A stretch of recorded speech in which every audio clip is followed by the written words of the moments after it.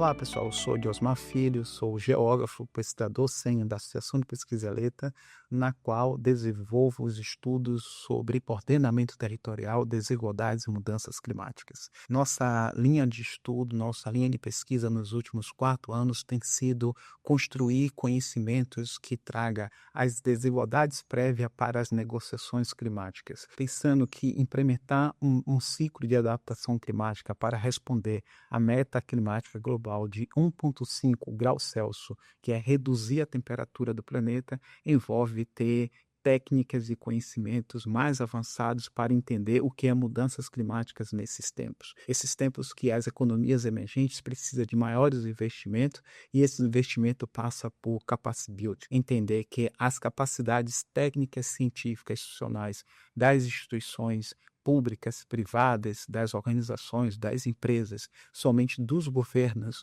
nos municípios, precisa hoje de maior investimento que garanta, sim, redução de desigualdades, que é ter populações urbanas em condições de resiliência, mas também redução daquilo que são as desigualdades globais, que é falta de investimento para que cidades do sul global tenham condições de responder de forma equânime os desafios dos tempos da mudança climática. Então, nosso trabalho passa a fomentar, por meio de conhecimentos, aquilo que é técnicas capazes de mudar essas realidades. E um planejamento estruturado passa por reconhecer que as desigualdades prévias às mudanças climáticas, que é do ciclo da carbonização, precisa ser eliminadas para que a gente tenha uma descarbonização que não produza novos trade-off em espaços urbanos. Obrigado. Vamos lá, a gente vai voltar a falar português para tratar de um tema muito quente que tem despertado a atenção de muita gente. Não dá para fazer um evento como esse sem falar dela, inteligência artificial. Especificamente, a nossa discussão vai abordar como essa tecnologia pode ser aplicada na mitigação dos efeitos das mudanças climáticas. Será que pode mesmo? Então vamos lá, convido ao palco agora Juliana Moura Bueno, ela é Relações Públicas do Google no Brasil. Seja muito bem-vinda. Boa tarde. Ana de Souza Aranha, co-CEO da Quintessa. Bem-vinda.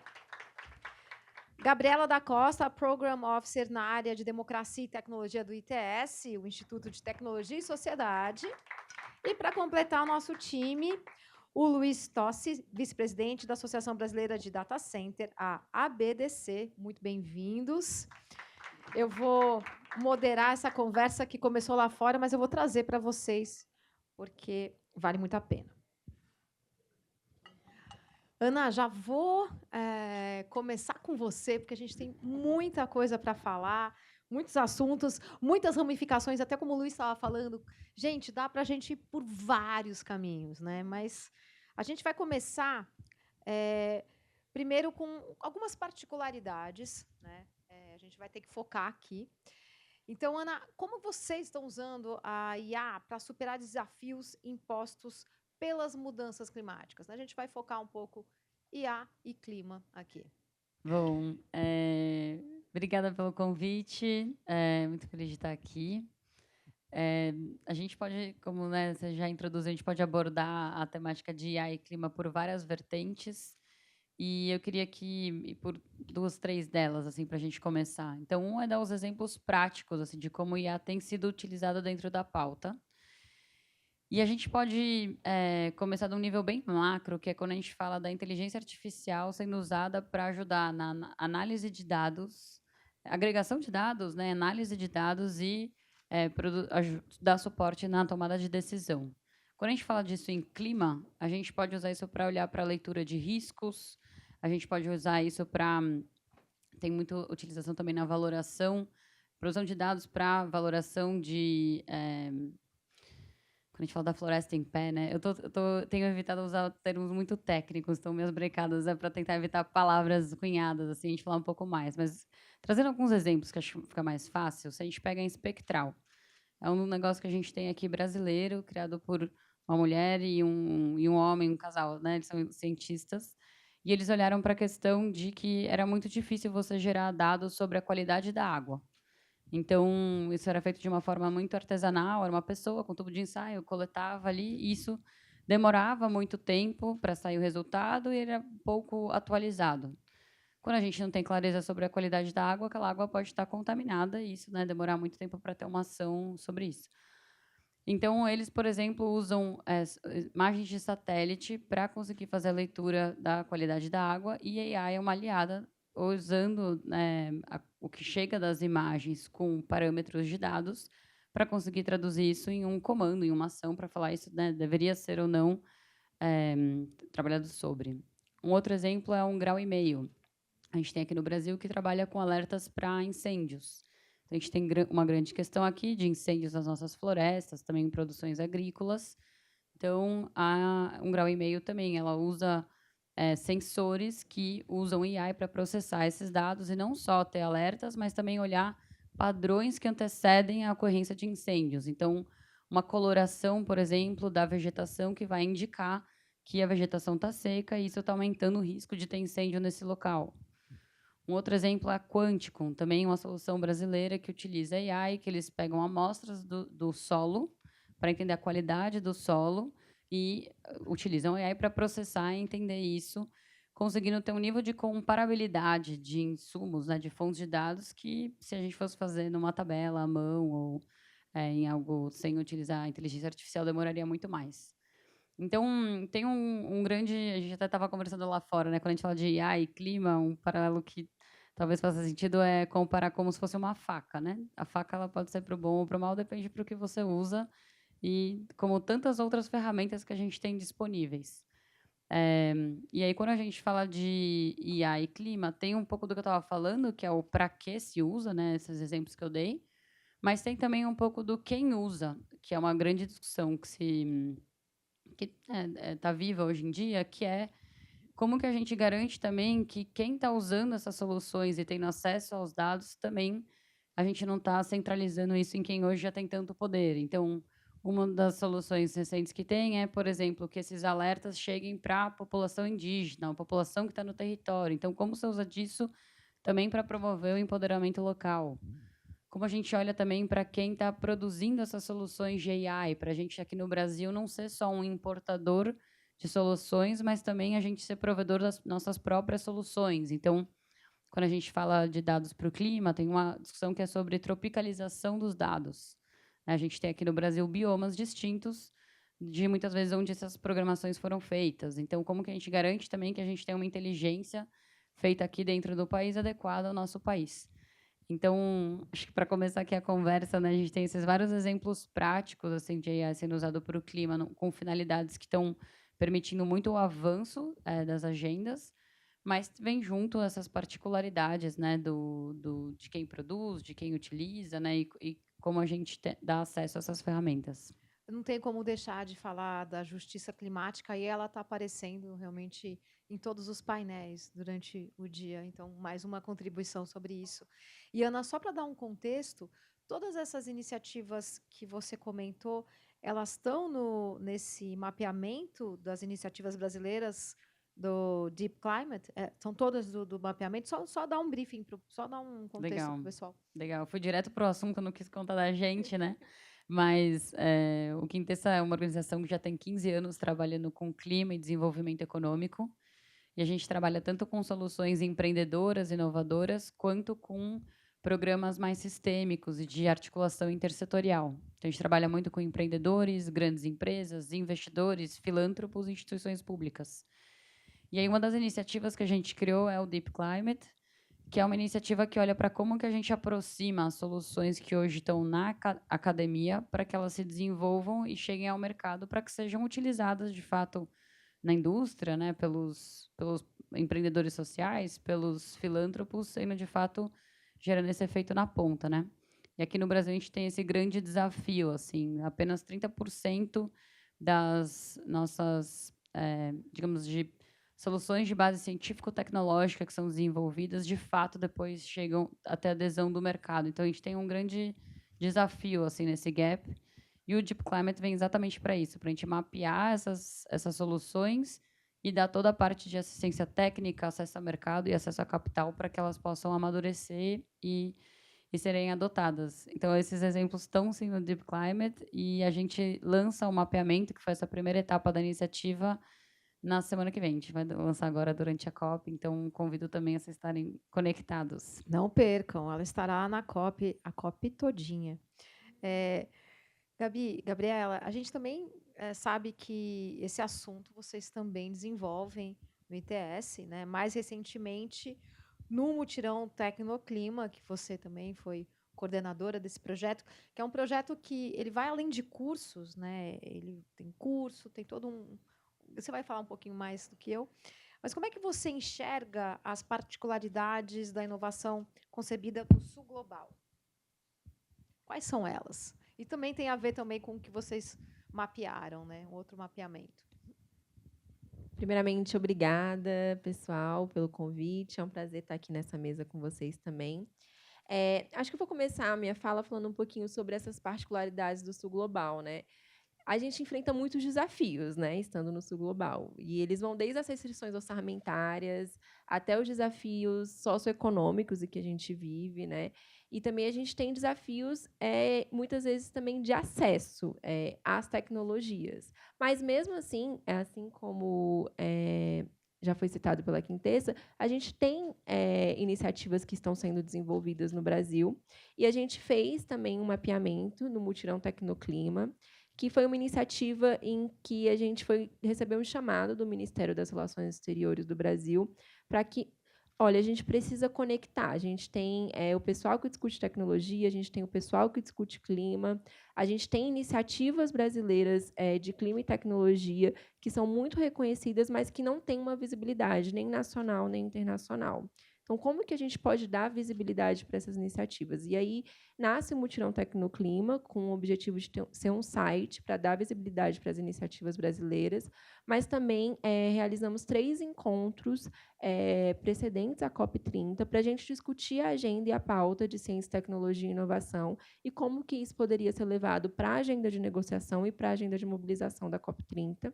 E o resultado disso vai ser uma entrega de uma carta para o Ministério das Relações Exteriores, endereçando as vontades da sociedade civil organizada, das startups, dos empreendedores, da academia, para a COP30 e também para o futuro, né? Porque a gente fala muito da COP como se ela tudo se resolvesse nessas próximas 2 semanas, né? Tá todo mundo aqui, a gente estava falando, amanhã eu vou para a COP, vou domingo, como que se daqui 2 semanas todas as soluções fossem colocadas na mesa, mas não, né? Muitas das discussões e negociações, inclusive de ciência e tecnologia, elas já são anteriores da COP29, então muito do que a gente está falando é uma perspectiva para uma COP31, uma COP32, e a gente tem trabalhado nesse sentido, né?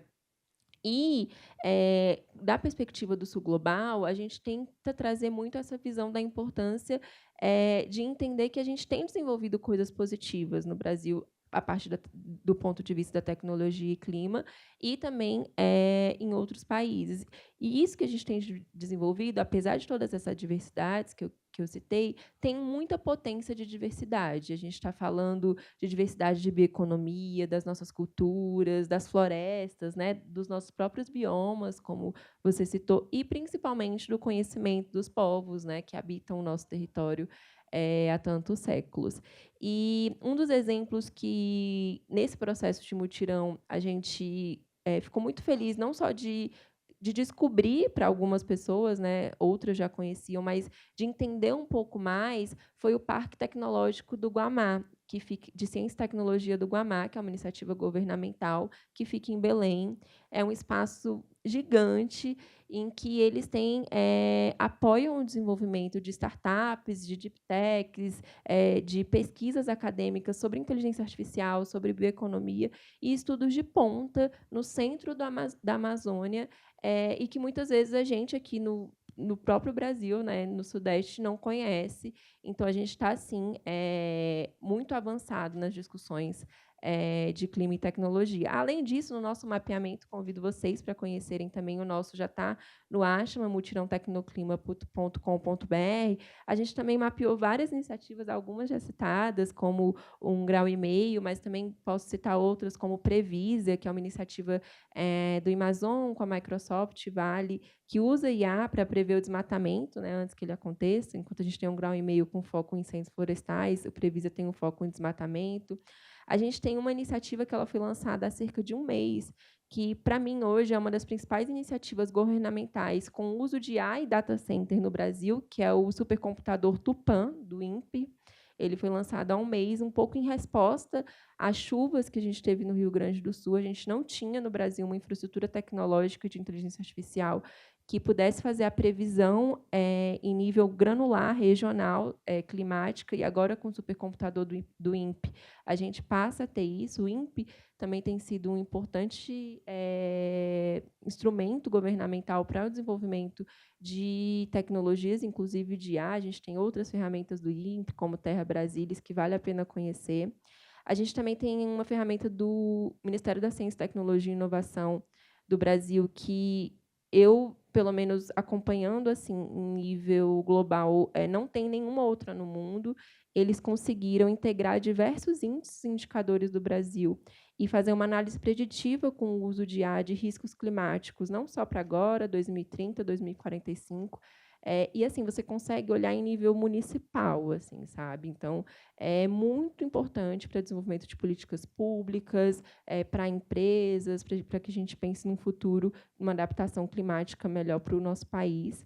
A gente tem uma ferramenta que eu acho muito legal, que a gente, inclusive, participou dos nossos eventos, que é a Amazon Biotech Quilombo, que foi uma iniciativa do IPAM, e eles uniram as comunidades quilombolas com desenvolvedores de tecnologia e co-construíram uma tecnologia para monitoramento das terras quilombolas e dos biomas dessas terras.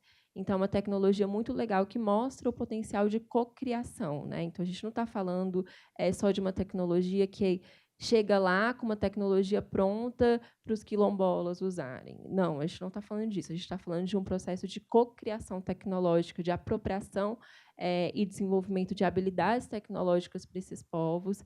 E é uma iniciativa também que vale a pena conhecer. E volto a convidar vocês a conhecerem o nosso mapeamento. Tem mais de 180 iniciativas brasileiras. E a gente também tem algumas iniciativas, mais de 100 iniciativas internacionais que foram mapeadas pelo Instituto Tony Blair. E tenho mais um tempinho? Eu acho que a gente. Seguir? Você quer concluir essa parte ou a gente também sobre Fica isso global ou não? Pode ser. A gente também tem algumas iniciativas que eu gosto muito de citar. A Índia, ela é um modelo, assim, né, em termos de desenvolvimento tecnológico, quando a gente fala.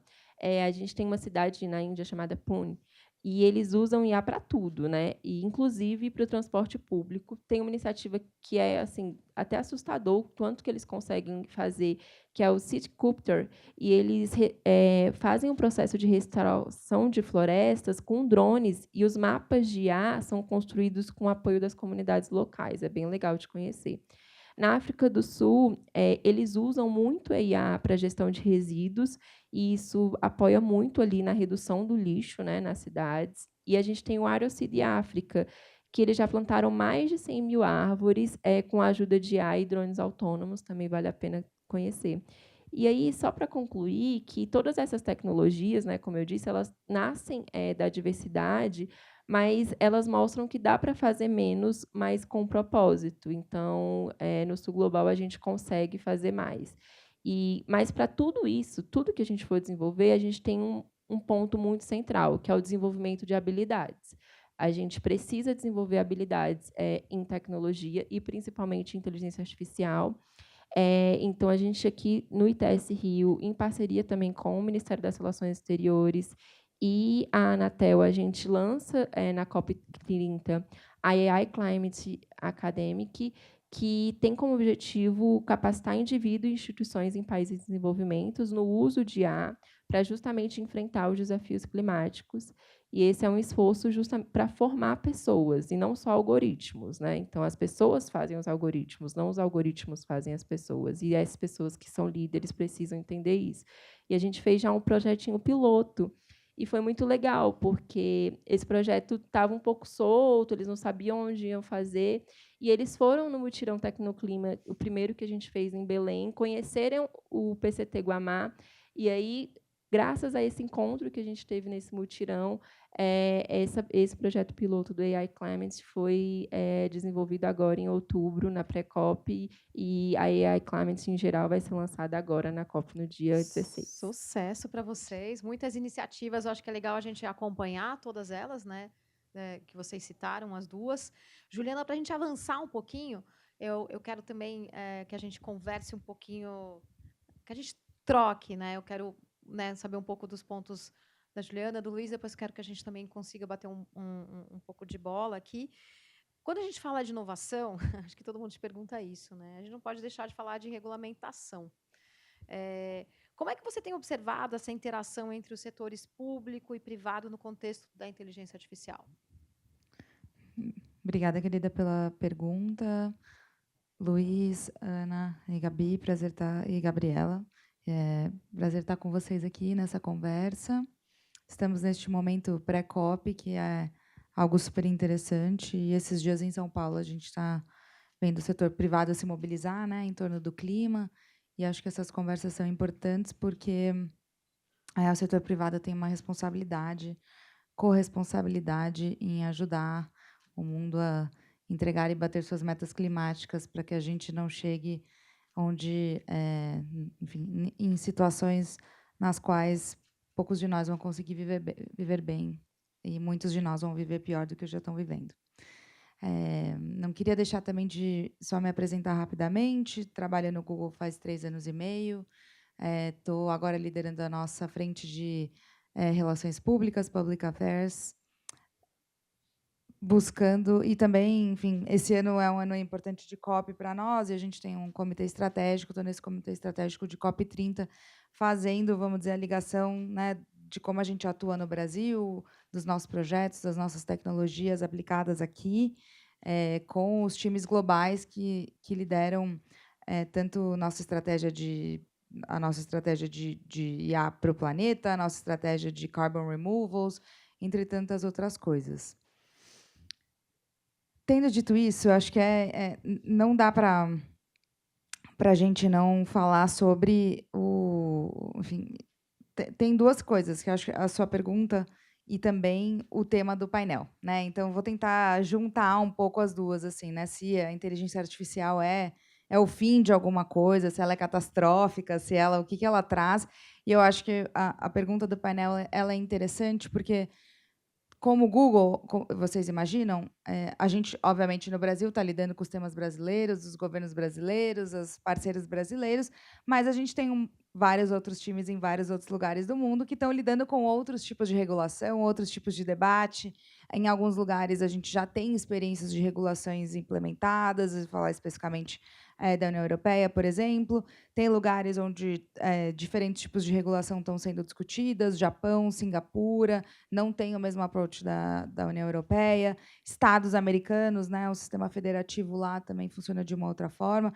Então, a gente tem, ao mesmo tempo, super mergulhados na experiência nacional, para debater com as lideranças públicas e, enfim, quem está fazendo as legislações lá no Congresso Nacional, mas também conseguindo beber um pouco da experiência e ver, às vezes, não é exatamente prever o futuro, mas olhar um pouquinho para o que aconteceu em alguns lugares. Então, da nossa parte, a gente está num lugar muito otimista do que a IA pode trazer para o mundo, contanto que a gente cria, né, vamos dizer assim, a gente também entende que existem passos para que isso possa representar para o Brasil não um desafio, mas sim uma grande oportunidade. Em 2024, a gente lançou um relatório chamado AI Sprinters. E é um relatório global e ele tinha um capítulo específico sobre Brasil. E nesse relatório a gente fala como a gente, a nossa visão de como a IA pode impulsionar e não trazer um abismo de desigualdade maior do que ela do que pode ser previsto caso o Brasil e outros países em desenvolvimento, a gente está pensando especificamente em mercados emergentes, não incorporem IA. E nesse relatório a gente fala de 4 frentes específicas onde a gente entende que que são frentes que precisam ser trabalhadas. E aí é governos, setor privado, sociedade civil, academia, terceiro setor pensando junto. Mas, obviamente, que como tem um papel de infraestrutura, e eu não só estou falando de infraestrutura física, e acho que o Luiz vai falar um pouco mais disso em breve, eu estou falando da infraestrutura mais ampla, isso tem a ver com regulação, vou chegar lá. Então, a gente está falando dessas 4 frentes. São uma frente de infraestrutura, e a gente está falando não necessariamente só física, mas também infraestrutura de dados. Para IA avançar, você precisa de capacidade computacional, você precisa de investimentos, você precisa de nuvem. A gente está falando de pessoas, então, que a Gabriela citou, de desenvolvimento de habilidades. A gente precisa garantir, né, que as pessoas assim, o mercado de trabalho ele vai se transformar. Então, como é que a gente ajuda a garantir que as habilidades que vão ser habilidades necessárias para um futuro, talvez não tão longínquo, mais próximo, estejam aí? Enfim, a gente tem certificados profissionais, parcerias. Estamos atuando nessa frente. A gente está também pensando numa frente de inovação tecnológica, pesquisa, desenvolvimento, algo intensivo, né? São as engenharias da tecnologia, da informação, da computação, as ciências da computação. Como a gente consegue fomentar um ecossistema que seja pró-inovação e uma mentalidade mesmo pró-inovação no Brasil. E, enfim, essa notícia não é uma notícia nova, mas é uma excelente notícia. O Google vai abrir seu segundo campus de desenvolvimento, de pesquisa, desenvolvimento e tecnologia de engenharia no Brasil, que vai ser no IPT, aqui em São Paulo. O outro campus é em BH. E para isso tudo conseguir, vamos dizer, florescer, e para a gente conseguir avançar com essa agenda, a gente entende que tem esse lugar da regulação. E a regulação ela não precisa ser uma barreira, ela não é necessariamente algo negativo. E eu acho que isso é muito importante, porque o Google, nos últimos anos, a gente, num diálogo muito permanente assim, gente, 24/7, com as pessoas legisladoras, os governos brasileiros, os governos estaduais, municipais, entendendo? A gente está olhando para isso e falando assim, olha, para conseguir desenvolver, para conseguir implementar, para conseguir avançar, nós precisamos de uma regulação adequada. A gente tem uma experiência na União Europeia que é uma experiência que mostra que a inovação, e isso é uma escolha filosófica, ética, às vezes moral, a depender de como as sociedades funcionam. Quando a gente opta, talvez, por uma visão um pouco mais restritiva, talvez esse lugar um pouco mais do medo, será que o que vai acontecer? Né? Será que a IA é um grande monstro? Da mesma forma que o cinema... esse debate é interessantíssimo para quem gosta disso, né? Mas o cinema o cinema hollywoodiano, por exemplo, criou algumas figuras de inimigos, né? Conforme os anos passam. E aí teve o último filme do Missão Impossível do Tom Cruise, que era o grande inimigo era a IA, assim, né? Então, assim, o que está, né, por trás do inconsciente coletivo. E como a cultura tem um papel nisso, é super interessante de pensar também. Mas eu acho que a gente está nesse lugar do otimismo assim, gente, eu não sei quanto vocês acompanharam, mas o Google, por exemplo, com o AlphaFold e o DeepMind, conseguiram mapear todas as proteínas do corpo humano. O que isso basicamente significa? Isso significa dezenas de anos de doutorados que foram economizados, e isso significa que, se a gente tem domínio das proteínas do corpo, a gente consegue entender como curar doenças. Então, a gente vai avançar muito rápido nos próximos anos, em termos de curas para doenças. Tem gente muito otimista. Eu não gosto de fazer promessas com relação a isso, porque isso envolve, né, às vezes, gente das nossas famílias, etc. Mas, assim, coisas de 5, 6, 7 anos, a gente vai ter curas para doenças que não haviam antes, muito provavelmente. Enfim, todos esses exemplos para falar para vocês sobre esse lugar da regulação. Eu acho que a gente entendeu e isso é a mensagem que a gente tem levado para as pessoas tomadoras de decisão no Brasil, o Google entende que a regulação é uma realidade. No Brasil, ela é uma realidade, nós estamos discutindo diferentes tipos de regulação. O que a gente quer é poder levar o ponto de vista de quem tem visto como a regulação está funcionando e, literalmente, como a gente teve que se adaptar, ou como os mercados tiveram que se adaptar para o bem e para o mal, para que nessas regulações, o que está funcionando e não que está funcionando, numa conversa super transparente. E a outra, claro, a gente quer ter um assento na mesa que está discutindo sobre isso e poder ter o nosso ponto de vista incorporado. Mas também entendendo que para fazer uma regulação que funcione, essa regulação ela não pode vir desse lugar de medo, ela precisa vir um lugar do pragmático, que a gente consiga mensurar bem os riscos, que a gente consiga mensurar bem, né, assim, o potencial, a oportunidade, a incorporação. Gente, o tanto de startup que tem, né? Assim, Ana, vocês melhor do que ninguém pode. A gente tem um campus de startup aqui, esse campus vai, enfim, está indo lá para o IPT também. O tanto de startups que já estão usando, não sei se vocês já viram, Tributei, Runa. Gente, assim, são coisas incríveis que as pessoas estão fazendo com. E eu acho que é nesse lugar que tem gente legisladora que não está entendendo que um sistema que te ajuda que ajuda pequenas e médias empresas a mapearem quais tributos elas devem pagar, como elas podem economizar, que ali vira um sistema de alto risco numa legislação, né, que está sendo vista a partir desse lugar talvez um pouco mais refratário de medo. Então, eu acho que a gente está num outro lugar. Obviamente, nesse lugar, mais uma vez, de que a gente quer debater a regulação, mas a gente está vendo com otimismo e está vendo um lugar onde o Brasil pode ter uma oportunidade de liderança no sul global mesmo, Sim, com relação sim. à IA. Te agradeço, né, pelo seu depoimento, e eu acho que eu concordo muito com a Ana, né? Eu acho que assim, não tem o certo e errado, não tem só ruim ou só bom, não dá para a gente falar de AI desse jeito, né? E aí a gente tem mais uma quarta pessoa também que vai trazer mais um ponto de vista aqui, que também, enfim, elefante na sala, né? Muita gente, a gente estava falando, né, lá fora, né? Mas a data center usa muitos recursos, enfim. Não vai dar para a gente entrar totalmente nessa conversa, porque só isso seria o tema de um painel.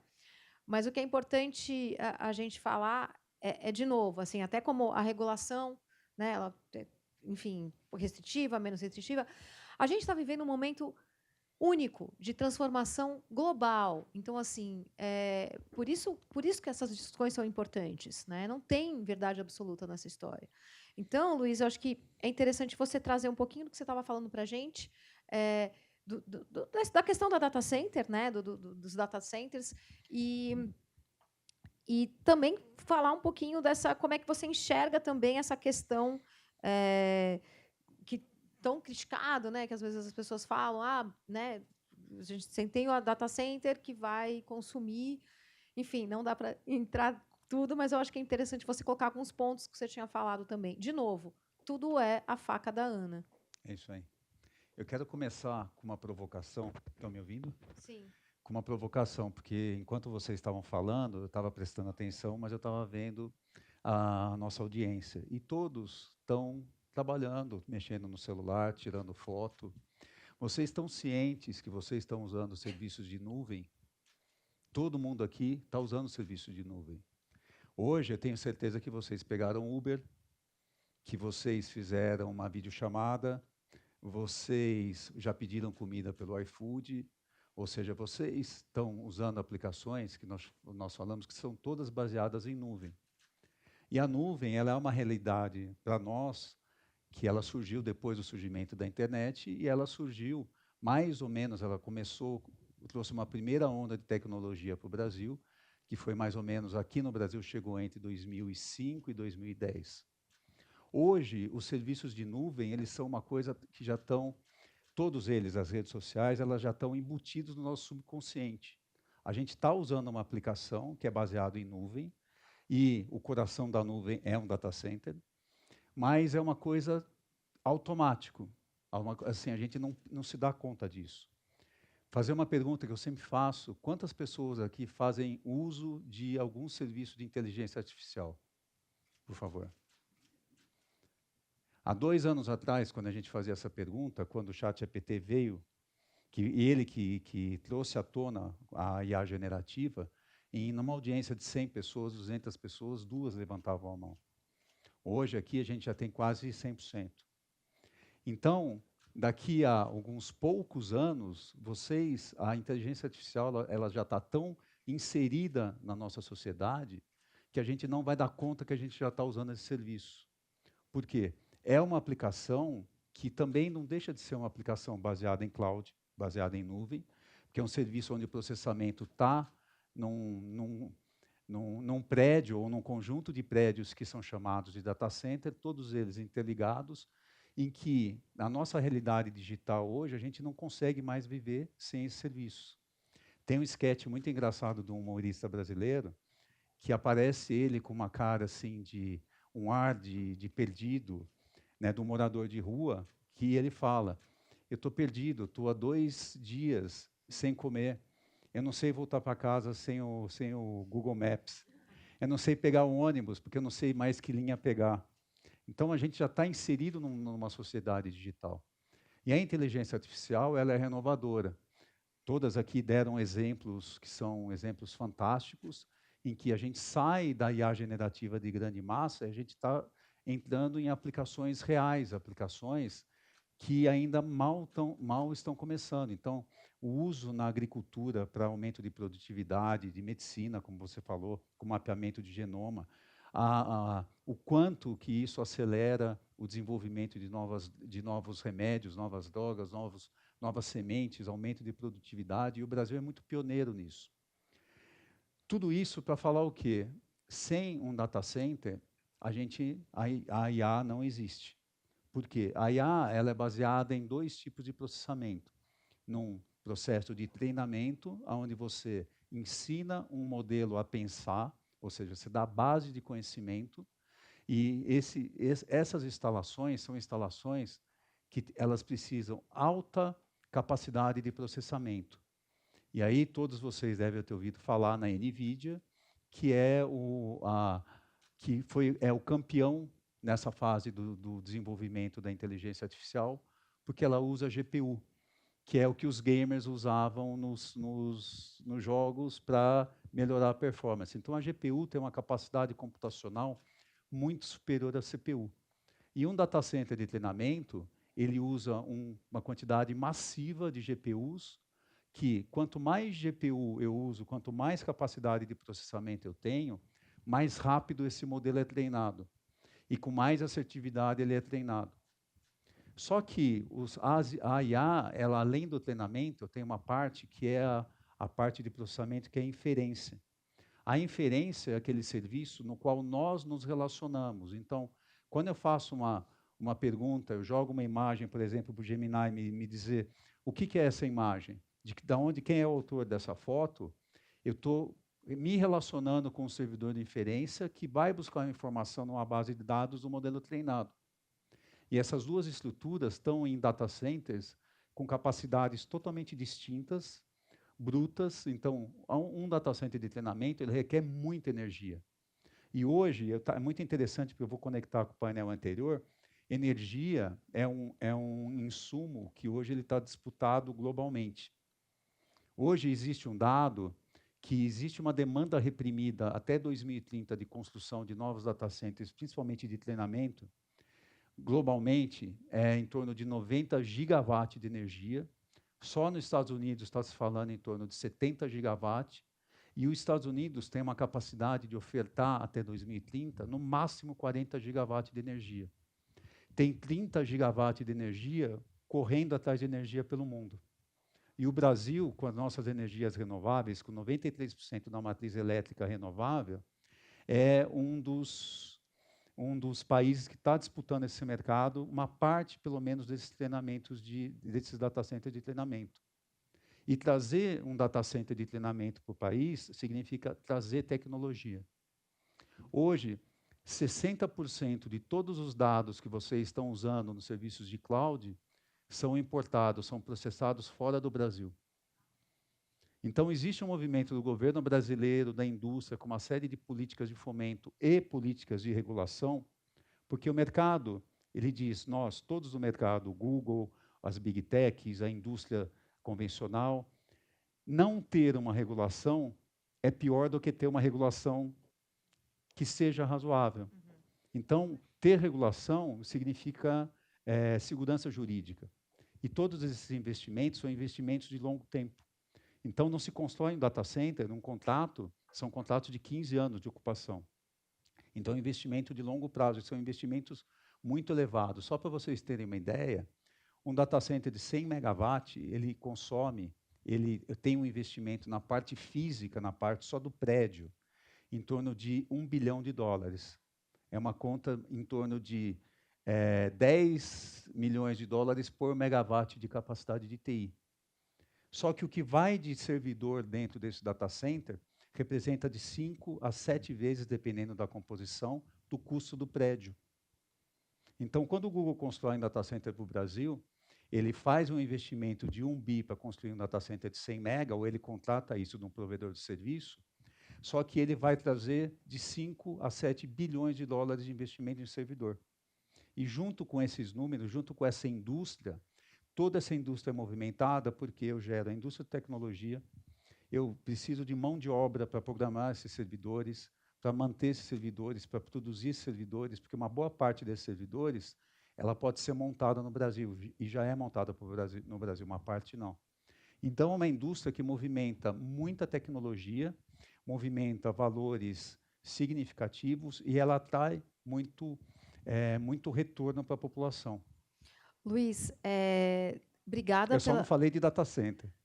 Não, mas eu acho que, sim, você deu uma geral, porque é muito rico. Ele estava até comentando, a gente está quase caminhando para o final, depois eu quero uma fala de cada um antes da gente encerrar. Mas ele estava comentando lá para a gente que tem muitas particularidades. Então, às vezes, tem um data center que tem que estar próximo, outro que não necessariamente tem que estar próximo do local de uso. Tem a questão da soberania, que a Gabi comentou. Assim, tem várias camadas, né? Aquele clichê, mas tem. Então, a gente tem mais 10 minutos, Carol, né? Mais 5? Então, vamos fazer o seguinte. Nesse exercício, eu gostei do que a Maeve fez. Gabi, deixa um minutinho seu, um pouco do que você ouviu de tudo isso e um pouco da tua esperança com a COP, de todo o trabalho maravilhoso que vocês fizeram. Dá uma encerrada aqui para a gente, um pouco de como que a IA e o clima podem funcionar bem juntos, e um pouquinho da COP também. Em 1 minuto e 10, vai. Desafio, né?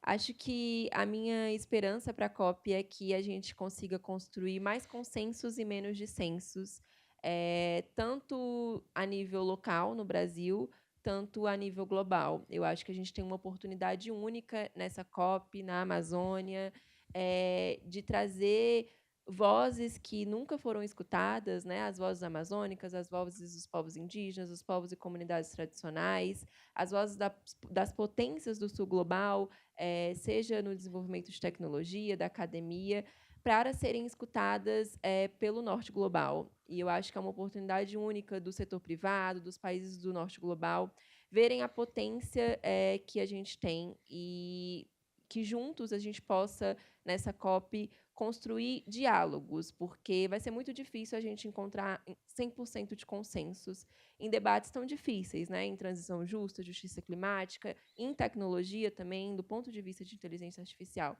Mas eu acho que se a gente conseguir começar a conversar, é muito importante. E como a própria presidência da COP, né? A gente deu esse nome mutirão porque foi um nome, foi um chamado dessa presidência da COP, né? Que com mutirão, esse nome indígena que significa reunir todo mundo para construir algo, que a gente vá para esse espírito para a COP, né? Que a gente reúna as pessoas para construir algo, para que a gente saia dessa COP como de fato o objetivo dela, que é a COP da implementação. Uma COP que a gente consiga partir para a ação, que a gente tenha ações concretas. Então, essa é a nossa vontade do ITS Rio, por isso a gente desenvolveu o Mutirão Tecnoclima. A gente também tem um foco muito grande em que a gente consiga focar na infraestrutura pública digital verde, para esse desenvolvimento seja global em nível de infraestrutura. Então, essa é a nossa vontade. Sensacional, Gabi. Gabriela, sucesso para vocês lá. A gente já está com a plaquinha dos 2 minutos, então o desafio lançado aí para a Juliana, para a Ana e para o Luiz. Dar uma encerrada e com um pouco de expectativa a COP. E parabéns pelo trabalho, tá? Bom, eu vou terminar também juntando o tema do nosso painel com a COP. Essa acho que é a minha 5ª ou 6ª COP. E eu acho que essa talvez seja a COP onde o tema implementação seja o mais importante, né? A gente realmente não tem mais tempo para fazer novos compromissos e que esses compromissos levem a novos compromissos no futuro que vão ser rediscutidos. E eu acho que do lado do setor privado, o Google ele está comprometido com entregar os benefícios da IA né, e como a IA pode ajudar a acelerar a ação para o nosso planeta, da mesma forma também comprometido com gerenciar o nosso próprio environmental footprint.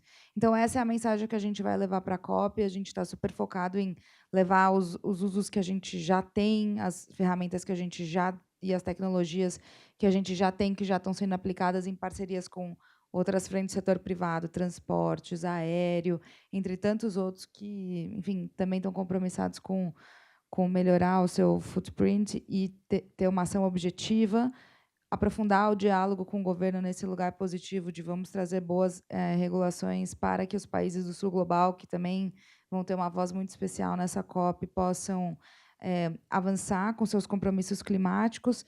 E acho que, no final, também, sobretudo, mostrar o papel e a necessidade total e absoluta, a urgência da gente entender que não tem setor nem liderança que vai conseguir entregar as suas promessas sozinhos. Então, uma atuação de ecossistema complexa, mais multissetorial, é atuada mais do que necessária.